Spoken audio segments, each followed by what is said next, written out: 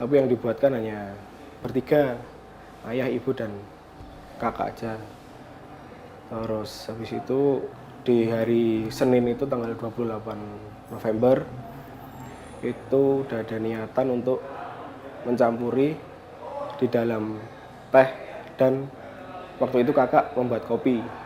Terus saya campurkan kalium CN itu ke dalam minuman masing-masing.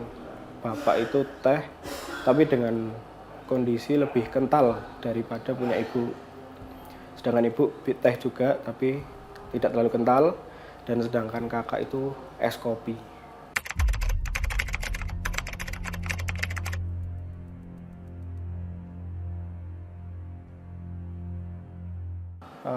Untuk urutan yang pertama, itu dari ibu dulu. Ibu itu mulai mual dan muntah.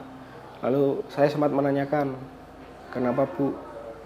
Terus tidak lama disusul bapak di beda kamar mandi. Itu juga mual dan muntah. Dan ketika saya di posisi dekat kamar mandi bapak, itu Mbak bangun dari tempat tidurnya dan mengatakan mau muntah gitu, lalu ke kamar mandi juga. Dan tidak lama terdengar suara seperti benturan dan jatuh.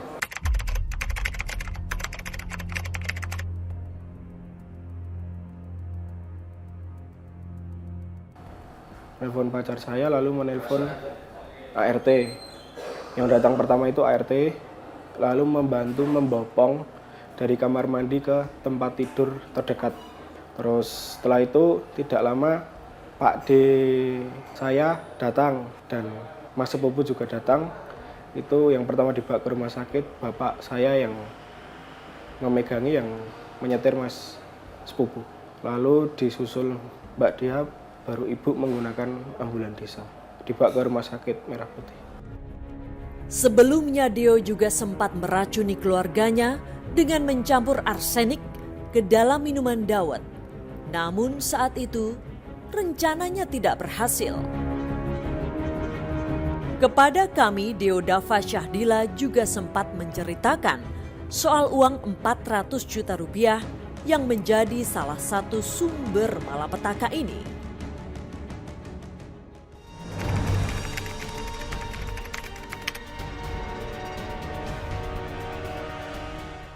Waktu itu menawarkan investasi dengan kerjasama suatu PT yang menjanjikan hasil termin setiap bulannya.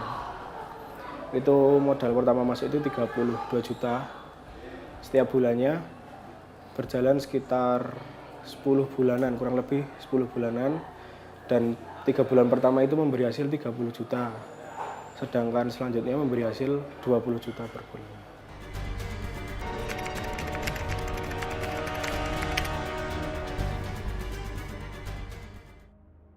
Tidak ada.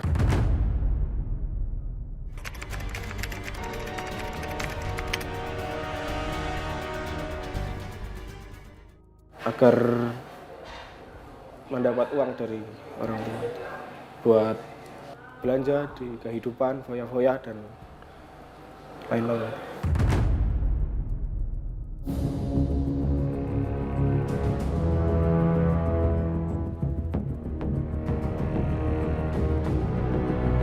Dia nyopot selang siapa Mas? Enggak copot. Yang nyopot selang usgen itu yang perawat itu.